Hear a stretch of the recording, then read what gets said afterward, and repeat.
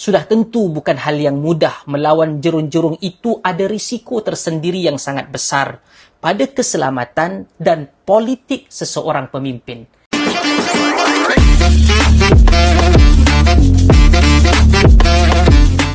Assalamualaikum warahmatullahi wabarakatuh, sahabat-sahabat yang saya hormati sekalian. Ramai yang bertanyakan kita pada hari ini tentang betulkah kerajaan sekarang benar-benar serius melawan rasuah atau ini cuma slogan retorik politik semata-mata.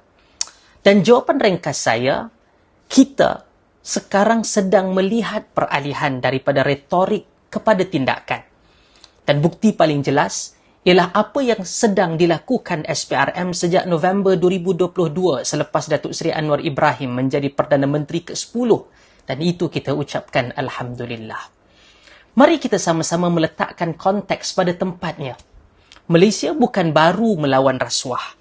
Kita ada Badan Pencegah Rasuah atau BPR sejak 1960-an. Kemudian kita juga ada Suruhanjaya Pencegahan Rasuah Malaysia atau SPRM pada 2009.